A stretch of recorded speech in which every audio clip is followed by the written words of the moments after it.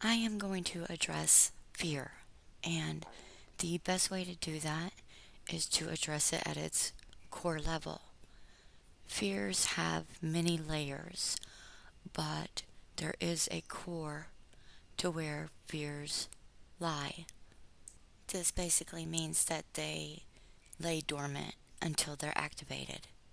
Typically, when they're activated, it's not the core fear that's activated, it's a layer of that fear that's been created through experience.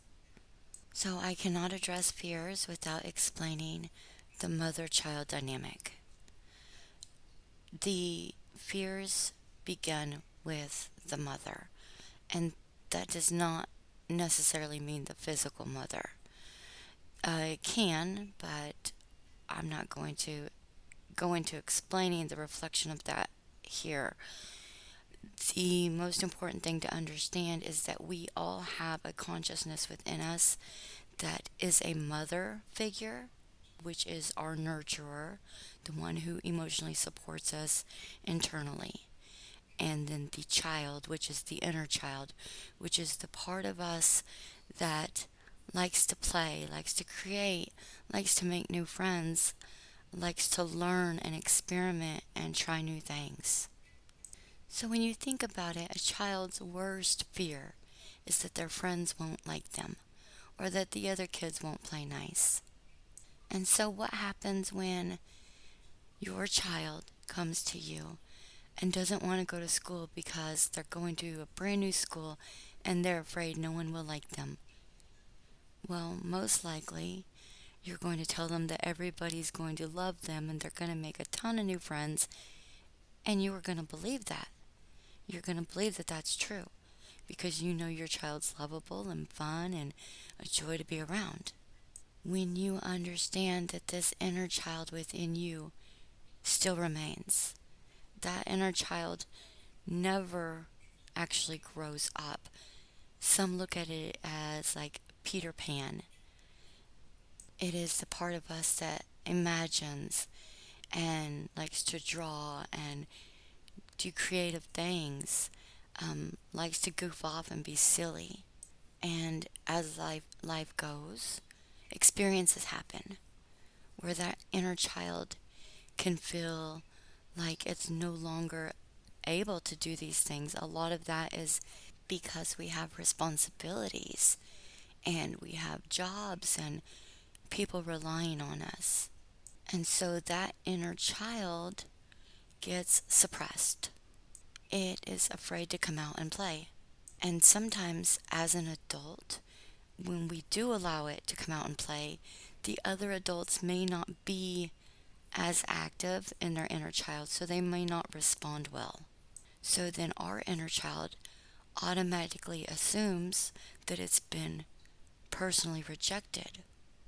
Our inner child gets hurt very easily because all it wants to do is have fun and love and enjoy connections and create.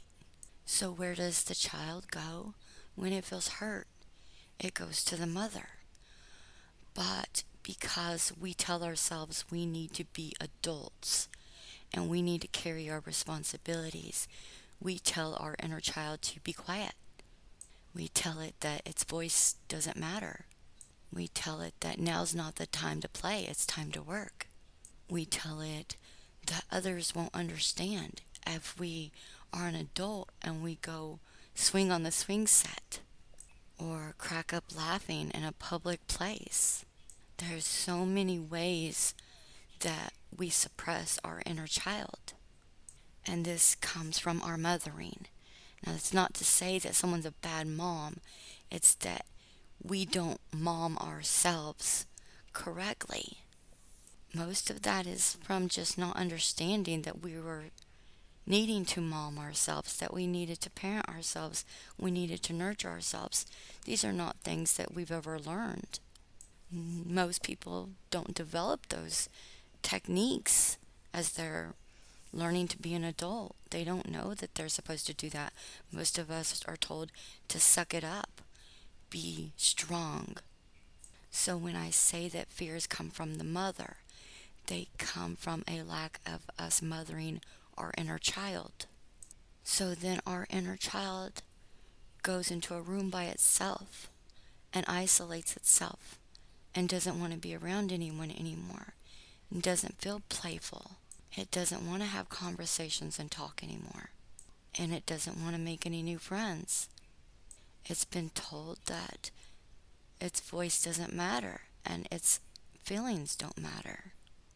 This is where fears begin to become stored, because each time our inner child has had an issue and it has come to us to mother it, we haven't had the ability, the knowledge, the know-how, and the experience to be able to give that to them. So the best way to explain approaching a fear is to understand where it comes from initially. It doesn't matter what the fear is. The fear always comes from not feeling safe. The only one that can ever make the child feel safe is the mother. When your child has a boo-boo or is sick, the mother part of any individual, it doesn't matter if it's a man or a woman, it is the anima inside the individual that has the nurturing ability to give comfort and support.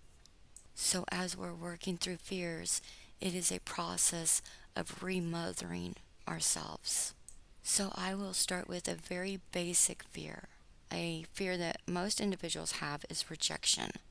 Fear of rejection comes from feeling like you're not worthy if you were rejected. And everyone has this fear or has had this fear at some point. People elevate past it, or they find techniques to work through it. But it is one of the biggest fears of the inner child. So, what is something that you can do to encourage yourself to put yourself in a situation where you could quite likely be rejected? You would need to ask yourself, how would you mother your child in that same situation? If your child was going to a brand new school and was afraid to go because they were afraid that they wouldn't make friends, how would you mother your child? The way you would mother your child is the way that you need to also mother your own fear. Everyone's technique really will be individualized. So it's important to really reflect on that. How do you best see mothering a child in fear? The way that you respond is the way your inner child needs you to nurture it. That's the reason why you have that response. That initial feeling is your inner self telling you what it takes to do it. Now talk to yourself again as your child. Would you let your child not go to school because of that fear of rejection? Most likely the answer is going to be no. So are you going to let yourself not do something that you know is valuable to you and you know it would be a good experience for you if you could just find the courage to do it? Because we're adults and we've built up so many layers of fear, it's really baby steps. It's easier for a child that doesn't have a lot of experience to find that bravery within. It is harder for an adult because we have had so many experiences that limit our idea of possibilities. So take just a couple baby steps towards the possibility of that rejection or whatever fear it is that you're trying to overcome. Now, there are a lot of techniques that can help manage fears, but the one I'm addressing is to get to the core level of the true problem, the true reason why people carry so many fears. It doesn't mean that you won't have more come up, but then you'll have a foundation for how you go about mothering yourself through each time and each of those. When you set an intention with yourself that you're wanting to remother your inner child, so that you can have new experiences and you can work past your own limitations. A lot of times, these baby steps, even though you can take them consciously, they will begin to appear quite naturally, and you won't even know that you overcame several steps without even trying, because it becomes a natural process. This is when you're communicating with your inner self that you want to strengthen your connection to yourself. You start working with yourself. It does become a very natural process where once you overcome it, you look back and you think, wow, I just overcame a challenge without even realizing I was doing it. And then it makes the next challenge easier to accomplish, and you don't put so much time thinking about it into it. The thinking is really what expands the amount of fears that we create, because we create all of these ideas of possibilities that things can go wrong. Of course, that's what fears really are, is they're just mental chatter. And whether it's mental chatter or not, it's real enough through our physiological responses and through our emotional responses. It's very real. So each time you set a goal where you know you're going to be faced with a challenge, begin to speak to yourself as if you're a child. Because no matter how old and mature and savvy and worldly you are, there's still a part of you that is an innocent child. If ever in doubt of what you need to do to mother yourself, just ask yourself, how would I mother my child in this exact situation? And you will know the answer. Thank you for sharing your time and space with me, and I will see you on the next video.